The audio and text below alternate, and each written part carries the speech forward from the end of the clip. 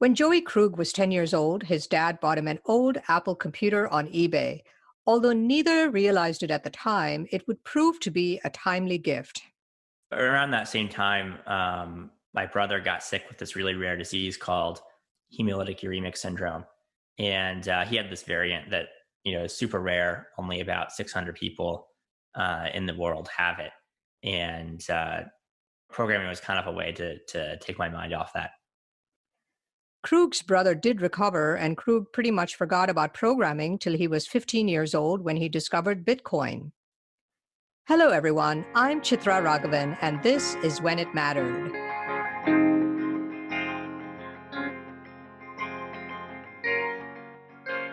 This episode is brought to you by Good Story, an advisory firm helping technology startups find their narrative. His exploration of Bitcoin and cryptocurrency led Joey Krug to develop Augur, a decentralized cryptocurrency gaming platform. Prediction markets like Augur can range from the benign, such as betting on sports, weather, and politics, to the sinister, including so-called assassination markets, where people bet on celebrity killings of politicians and other famous people, or predict the number of people killed in a terrorist attack. Joining me now to discuss how prediction markets work and where the cryptocurrency industry and markets are headed is Joey Krug. He's the co-CIO at Pantera Capital, one of the largest blockchain-focused investment firms. Krug also is co-founder of the Forecast Foundation, which developed Augur. Joey, welcome to the podcast. Thanks for having me. Describe the computer that your dad gave you when you were 10 and what it was like to first start using it and to learn to program with it. Yeah, so my dad bought me an old Apple II GS.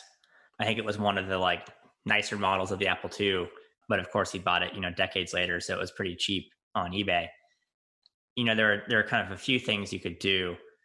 You could sort of program in the command line using AppleSoft Basic, which is sort of a language that I think initially Wozniak did a lot of work on.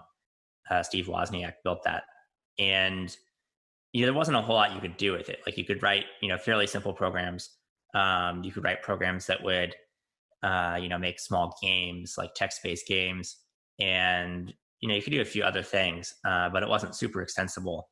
And then the Apple II did have like a UI as well, although I didn't really use that as much because I was more just playing around with Basic. And that was also the year when you and your family had a family crisis. What happened? Yeah, so around that same time, my brother got sick with this really rare disease called hemolytic uremic syndrome, and he had this variant that is super rare. Only about 600 people in the world have it, and programming was kind of a way to take my mind off that. So, and how did your brother do afterwards? Did he recover? Yeah, he did. So eventually, we ended up kind of coming across this experimental treatment for a drug called Solaris, which is used for another disease called PNH. And it ends up that the Solaris drug actually works pretty well for atypical HUS. And so, as soon as he started getting that, he made a fairly rapid recovery, and he's fine now. He has to get this medicine every 2 weeks. It's an infusion, but it basically sort of negates all the effects of the disease. But he ended up in the hospital for a year. So I guess having this computer was a way for you to keep your mind off things. Yeah. And during that time, when he was hospitalized, I actually left school and homeschooled myself. And yeah, so that was kind of one way to take my mind off things and also to spend more time with my brother, but also, messing around programming on that computer was sort of like a relaxing, fun, exciting thing to do, just to sort of keep my mind off things. Yeah. So what was the next step in your evolution in terms of programming and then finally discovering Bitcoin? Yeah. So in terms of programming, I didn't really do that much back then, beyond maybe, write some stuff in Basic and make a few relatively straightforward websites. And then, for a few years, didn't really do much until I was in high school and came across Bitcoin. And I came across Bitcoin on this online forum called overclock.net. It was a forum about making your computer run faster than it comes to you stock from the manufacturer. It's kind of known as overclocking. That was something I did as a hobby. And I came across Bitcoin there, and they were saying that you could mine Bitcoin and basically make money from your computer running overnight, which I thought was interesting. And so I started mining Bitcoin in May of 2011. Eventually, I ended up quitting mining because it made my room about 85 degrees. So it was in the Midwest. It was during the summer. So things got, literally too hot. But that's sort of my first exposure to Bitcoin. How did your interest in Bitcoin then lead to your exploration of cryptocurrency and the idea for Augur?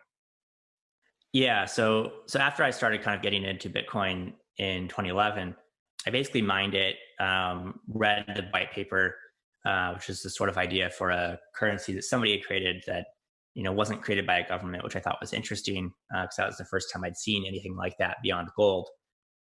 But gold wasn't really created; it was just mined, and so I thought that was really fascinating. But I didn't really do a whole lot with it, and until maybe late 2013, when the price started picking back up. I was going to university at the time. I was at Pomona in Southern California, and ended up launching a Bitcoin club with a few of my friends, and ended up started working on some like point of sale software. The idea was you could pay with Bitcoin in stores, and ended up realizing pretty quickly that Bitcoin itself wasn't a great payment mechanism. It's pretty slow. It's very volatile. The end consumer doesn't really want to pay with it. So I kind of took a step back in the summer of 2014 in fall and thought about like, what do people actually want to do with this tech? Or what could you do with it? And if you think about Bitcoin, it has really a few main properties. It allows very low fee transfers globally, and it allows those transfers with no limit. So you can send $1 million for the same cost as sending $10 with Bitcoin, and you can do it all over the globe. And so I thought, okay, well, what else does this apply to? And to me, one of the obvious things was finance. Finance today is inherently not global. It's pretty expensive, and there's various limits attached to it. And if you look at finance, there's really two main categories. There's underlying assets like stocks, bonds, and there's synthetic assets, which are basically like futures and derivatives. And synthetic assets could be made in a digital form because they don't need the actual underlying. A synthetic asset is basically just a bet. And so then if you kind of, view it sort of in a reductionist way, what you could build is this sort of global peer-to-peer betting platform, which is sort of like Bitcoin, but for betting. And that's sort of what we started working on. We started building Augur at the end of 2014. So for the lay audience, could you describe what a decentralized prediction market platform is, and why blockchain and crypto are so well suited for building some of these online gaming platforms? Yeah. So I think, decentralized prediction market, the concept is that you can basically create markets on anything. So it could be anything from a presidential election, who will win, to, the price of some other asset, like the price of Ether, or to the outcome of like a sporting event, like, who's going to win a soccer game. And the core concept behind prediction markets is that the price is a probability. So for a soccer game, for instance, if the odds are 1-to-1 or 50%, that means the team has a 50% chance of winning. If a team scores a goal and the odds for team A bump up to 70% or 0.7, that means they have a 70% chance of winning. And so the idea is that these markets can be predictive, and you can get some sort of useful value in them from the predictive capacity alone. That's true even if you're not actually interested in placing bets or trading on them. That's kind of the core concept. On the decentralization piece, the benefits you get from decentralization are that you could have this sort of global liquidity pool, similar to how Bitcoin is like a global way to send money. The fees would be much lower, and there's sort of no limits in the sense that lots of traditional centralized prediction markets, I would say, are really just betting sites. So you might go to a bookie like Betfair or Bet365 or something. And in that model, if you start winning, you're winning money from them. It's not peer-to-peer. It's not an actual market, particularly in Bet365's case. And so they have an incentive to cut you off and to basically close your account. Not because you did anything bad, but just because you won money from them. And a prediction market makes it entirely peer-to-peer. It's market-based. And so there's no house that's losing if you're winning. The only people are the other traders. And so that's a pretty different dynamic. And I think makes for a much more kind of compelling product. Yeah, and it reduces that layer of corruption where somebody can cheat you out of your money, like you said. Yeah, exactly. That's another big problem is a lot of these bookies, are offshore and they don't always pay out, especially if you win a lot. They might say, well, like, we think that, you don't actually deserve to be paid out, or there's always, some reason if you have a very large payout. Um, doesn't happen a lot. I'd say if you talk to professional bettors, maybe 5 to 10% of their amount that they bet has issues getting paid out, but it's a real problem. Now, we should also say, that sort of the theory behind these betting and prediction platforms is the so-called wisdom of crowds, right? That a large group of people may know more about these trends than individuals. Yeah, that's right. And so I think he's a New York Times writer, but I'm not sure. But James Surowiecki is the author of The Wisdom of Crowds. There's actually a book on it. It's a really good book. I'd encourage anybody who's really interested in this stuff to read it. And he talks about starting with a very simple example, like this was discovered, I think, in the 1800s at a fair in England. And what they did is they had a contest to guess the weight of an ox. And the sort of key concept behind wisdom of crowds is that, some people are going to guess very low.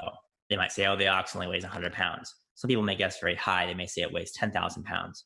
But the people who are uninformed, their answers sort of tend to cancel out. And what surfaces is the actual reality, which is approximately how much the ox weighs.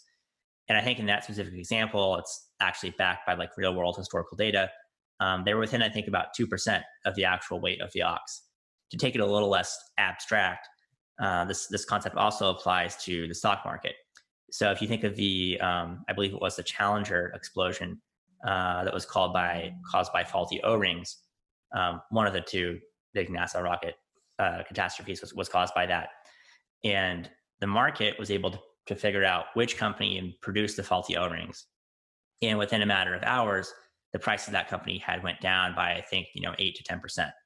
And all the other companies that produced O-rings, but not faulty ones, their stocks kind of recovered. But it took, the government, I think, 6 to 9 months to do a congressional inquiry and figure out, the same conclusion that the market came to in a matter of hours. And that's kind of a really good example of the wisdom of crowds.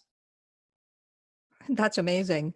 And the other thing I didn't realize when I first started looking into Augur is that online gambling on sports is actually illegal in many states, as is betting on elections. And so, in some ways, what these decentralized platforms do, I guess, is they remove that layer of governmental censorship and also opens it up to like markets globally, right? Someone in Beijing could use Augur to bet on a Redskins game. Yeah, I think the global aspect is very interesting because you can have sort of shared liquidity pool. I wouldn't really encourage somebody in the U.S. to create a market on a Redskins game because that would probably violate a law in whatever state they're in. But in a place like China, on the other hand, where it's a fairly unregulated market there, you have Bet365, which operates there. I think that's really interesting. And the other interesting element too is if you look at like the betting markets in Europe, in China, and wherever, the liquidity isn't really shared today because it's not really like this open protocol. Each company, is operating in a handful of countries, and their incentive isn't to share liquidity with their competitors, and so they don't. It wouldn't even make sense financially for them to do that. But if you have this sort of open protocol that anyone can access, the liquidity is sort of inherently shared from the beginning, which I think is an interesting component of Augur. So, how does Augur work? Like, if I were somebody who likes to gamble, how would I find a prediction market on Augur and bet on something? And where does the cryptocurrency fit in? Yeah, so the way it works is so Augur is entirely peer-to-peer. And so first you need to get access to the Augur interface, assuming you're betting with an interface as opposed to programmatically. And there's kind of two main ways to do that. One is it's hosted on IPFS, which is this like decentralized file sharing system. And so you can access that through the regular web. Like Cloudflare, for instance, they host portals into IPFS. And so, in layman's terms, you can access Augur through a link, just like you'd access anything else on the web. And then what happens when you click on that link is everything runs on your kind of own machine in the browser. And what it does is it starts connecting to Ethereum nodes, it starts getting data from Ethereum, and it starts sort of displaying the markets to you.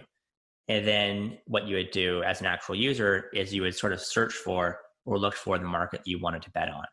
And so, say you wanted to bet on English Premier League soccer match, you might click on, the soccer category, you filter down, or you might just search in the name of your team. Maybe you type in Manchester United or something. And then you would come to the market.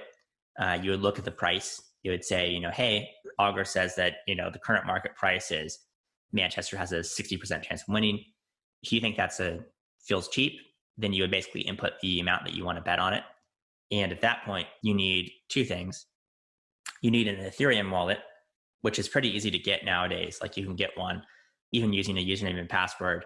If you're not super concerned about security, that would be if you're betting, relatively small amounts.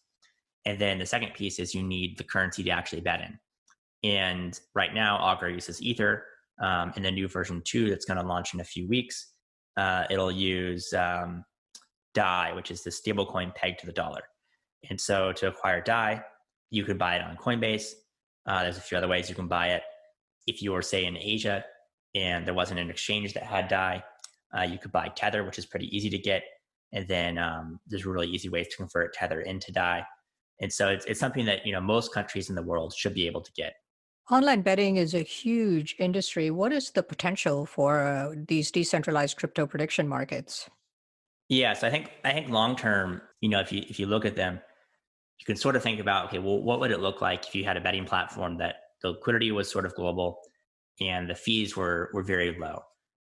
If you look at betting today, the average user on Betfair is paying roughly 5% of their winnings to Betfair. The people who are actually winning a lot, like the professional traders, they're paying 40%. It's called a premium charge. Most people don't know about it, but it's this fee that you pay if you're winning a lot on Betfair. And so the fees are really high today. So if you think about like what would this look like, I think it looks like almost like betting becomes more of like a financial market where it's very efficient. The fees are very low. It's sort of inherently global, and that's sort of very different than how betting looks today, where you're kind of betting against the house, and the house has the incentive to turn you off, and they're incentivized to charge you very high fees, and it's sort of like a rigged game against you. Versus like if you went into the stock market and you just made a few random bets, you would sort of like end up probably neither losing nor gaining money if you made enough independent ones. But in betting today, on average, the average bettor is probably losing 10% on average per bet that they make because it's so rigged against them. Hey, we've talked a lot about the good stuff that's associated with these types of markets. And before we talk about some of the other crazy prediction markets that are on Augur and some of the other similar platforms, we should say that when you created it, I mean, because it's a peer-to-peer system, that you have no control over what markets are created on Augur, correct? It's just, how does it work?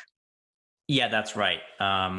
So the way it works is somebody can go and create a market basically using whatever free text input they want. And so, it's basically similar to like if you ever heard of, this is kind of inside baseball, but if anybody's ever heard of ISDA agreements, there's the agreements for swaps in traditional finance. Just sort of fill in the blank. You can put in there whatever you want. Of course, traditional finance is centralized, but in a peer-to-peer system, it's sort of similar. Obviously, these aren't swaps; they're betting markets. But the idea is that you can enter a market about really any sort of real-world event, as long as it has an outcome that's determinable. And so we read about some of these crazier prediction markets, like betting on celebrity killings or political assassination markets and things like that. And without going into too much detail, how do these types of markets work, and how do they come about? And were you concerned when you saw them pop up on your platform? Yeah, so I guess a couple things. One I'd say is the platform isn't necessarily our platform in the sense that we can't really control what happens on it. But I say more kind of high level. The way I think about Augur in general is it's a sort of tool. And so any tool you can use for, good or bad purposes.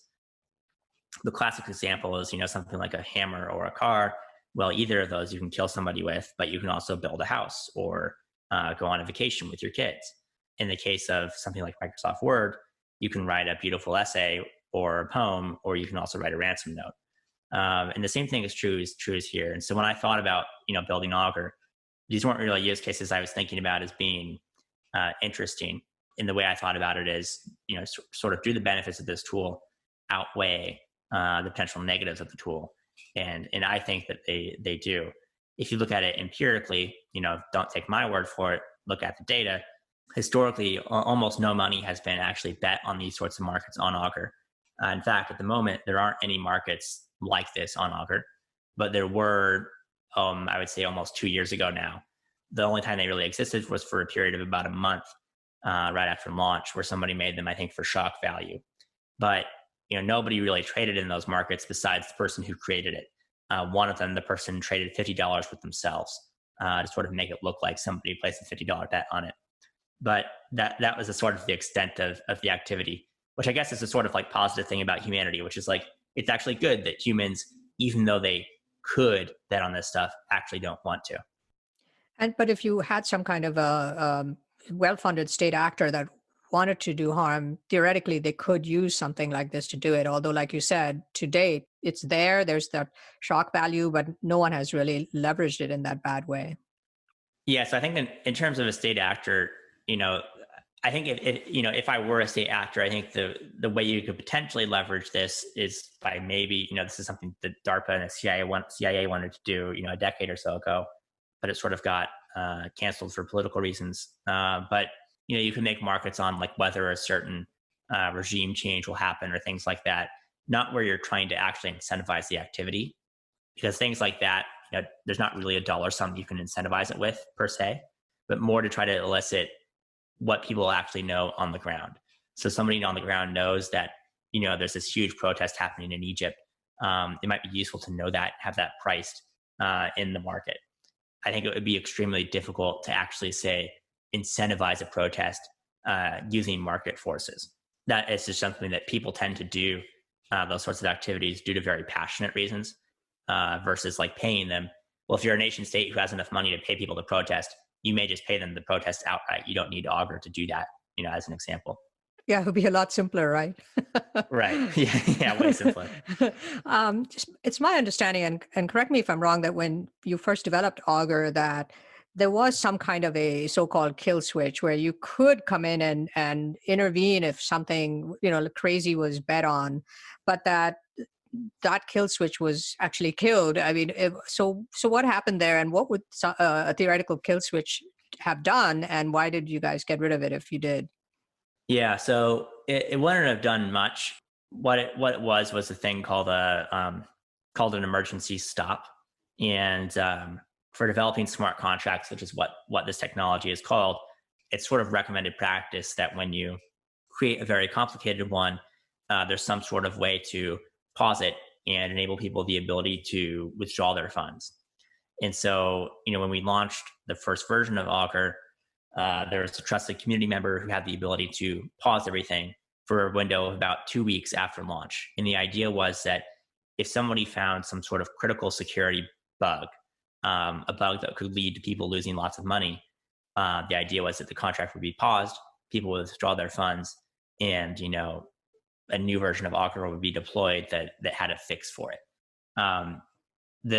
These sorts of like pauses wouldn't actually prevent people from redeploying Augur. So for instance, if we decided that we just don't want to work on Augur anymore, we're kind of over it, and we paused it and walked away, well, first of all, that can only happen the first 2 weeks ago in launch, which is a few years ago. But if we decided that somebody else could just take the code and re-upload it, the real main benefit of that isn't for things like that, but it's more just to try to prevent security issues if a vulnerability was discovered shortly after launch. And the reason for that is, you can do all the bug bounty programs you want, you can do all the security audits you want, but sometimes hackers don't really come out of the woodwork until a system is actually live. Have you seen a prediction market on Augur that to you kind of fulfilled your dream of what a decentralized prediction market was designed to do? Oh yeah, it's a really good question. There definitely been a few that I thought that when I saw them, but I don't remember them off the top of my head at the moment. I think really interesting ones to see, would be things like, will SpaceX launch XYZ product before a certain date? And there might have been like one or two markets like that I think were kind of interesting to me. It'd be also interesting to see a market like, will Tesla launch full self-driving before a certain date? Things like that, where you're sort of getting real good informational value out of them, are sort of, more intellectually interesting than a random soccer match, as an example. What do you see happening in terms of potential regulation of Augur and similar prediction markets? I know there have been some legal issues raised and some legal challenges. Where do you see it going? Yeah, so I think if you look at prediction markets, there's really, I'd say maybe 2 to 3 classes of activities that are regulated or that could be regulated. And I would think those would be market creation. So actually creating the contract on Augur for a specific market, which is what you're doing when you create a market. You're basically deploying a new contract that has the terms for the market that you're making. And then also potentially trading on those markets. Although if you look at historical regulation, trading is really only regulated, so far anyway, when you're doing it sort of like as a business or as like a sort of institutionalized thing. So if you're making a bet, a $50 bet on a soccer match, at least, in most places, like even in the US, it's not really a very regulated activity. If you're betting 50,000 on that same soccer match and you're doing this across 100 soccer matches over the course of, a 10-day period, and you do that for 3 years, that starts to become a regulated activity because it looks a lot like bookmaking, where you're actually, doing something that would traditionally fall under regulation. And so I think for that, the way I look at it, long term, is that markets will probably be created in jurisdictions where it's favorable to do so, where you can sort of get a betting license to do that. And I think the same thing is true of trading. Although for trading, some countries you don't need a license to do it. And so any trading firms that sort of do institutionalized trading on Augur will probably domicile and actually have traders based in countries where it's more clear cut and easier to do so. Places like the Isle of Man is one example, or even potentially the UK versus say the US. And then very long term, the way I see it playing out is if you think of Bitcoin, it's this sort of core underlying protocol where Augur is trying to sort of be the same thing, but for trading and betting. And if you look at Bitcoin, you have exchanges on top, which are regulated businesses. Coinbase is a regulated business. They do KYC on their customers, and they have the ability to get in and out of that system. You have different exchanges in other countries. I think the same thing will be true of Augur. So people will build, in my opinion, they'll build sports books and things on top of Augur that are regulated, but they're benefiting from the global liquidity pool from Augur. They're benefiting from the way cheaper settlement, and benefiting from not having to run any of the actual operational back-end exchange software.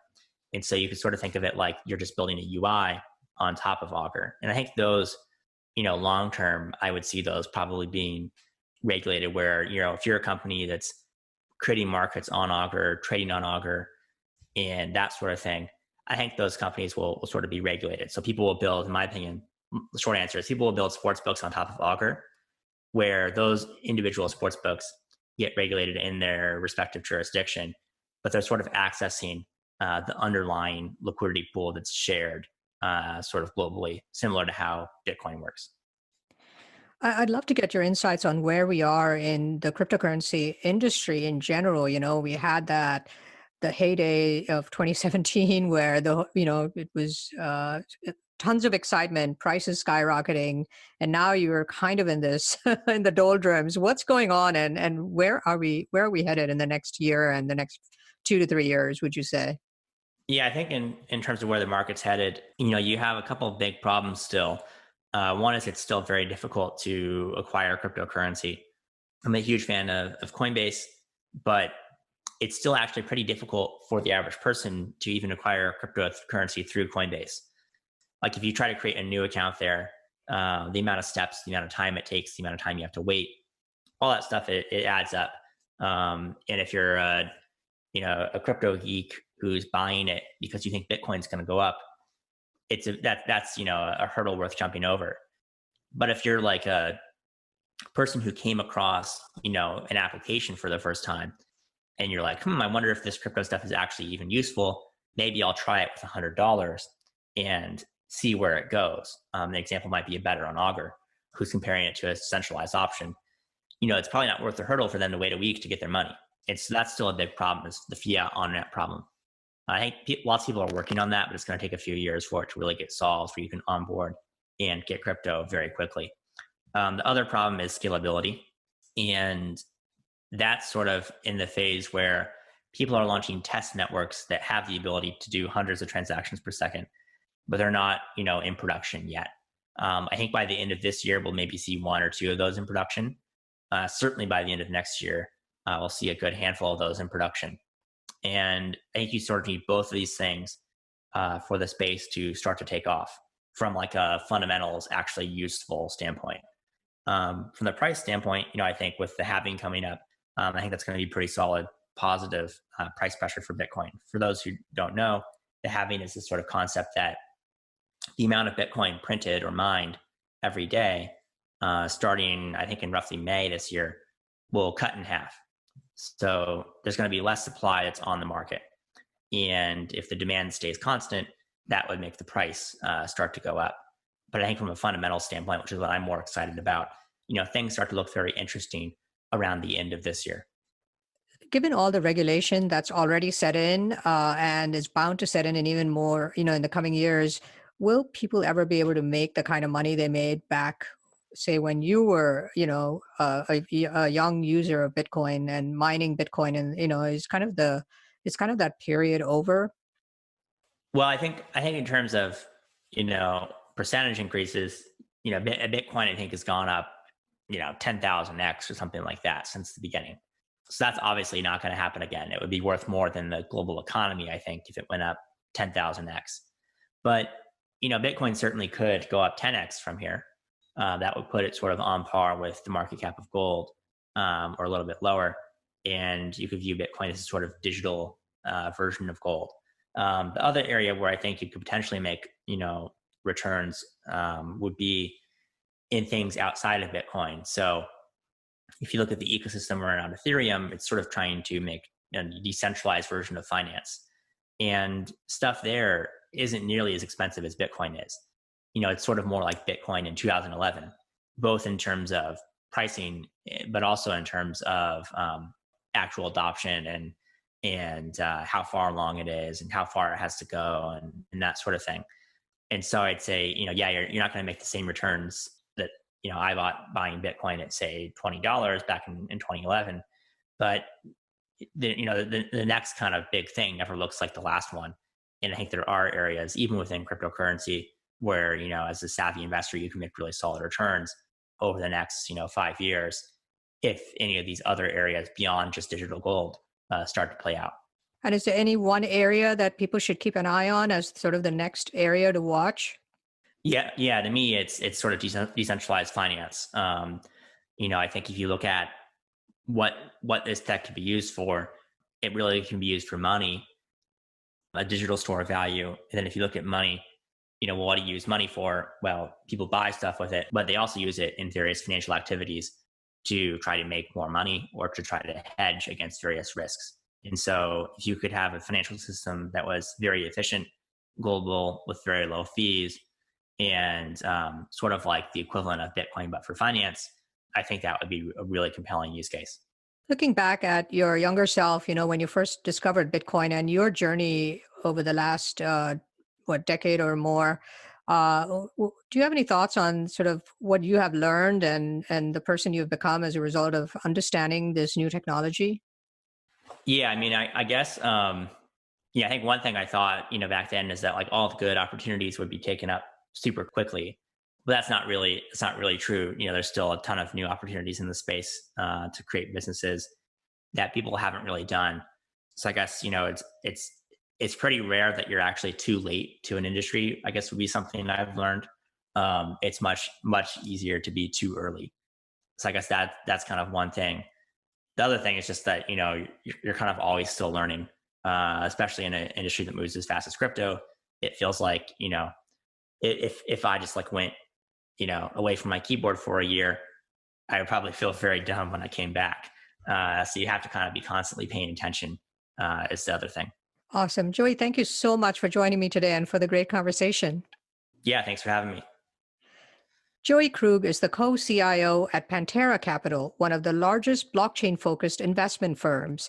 Krug also is co-founder of the Forecast Foundation and the core developer of Augur, a decentralized prediction market platform. This is When It Mattered. I'm Chitra Ragavan. Thanks for listening to When It Mattered. Don't forget to subscribe to the show on Apple Podcasts or your preferred podcast platform. And if you like the show, please rate it 5 stars, leave a review, and do recommend it to your friends, family, and colleagues. When It Mattered is a weekly leadership podcast produced by Good Story, an advisory firm helping technology startups with strategy, brand positioning, and narrative. For questions, comments, and transcripts, please visit our website at goodstory.io or send us an email at podcast@goodstory.io. Our producer is Jeremy Kaur, founder and CEO of Executive Podcasting Solutions. Our theme song is composed by Jack Yeagerline. Join us next week for another edition of When It Mattered. I'll see you then.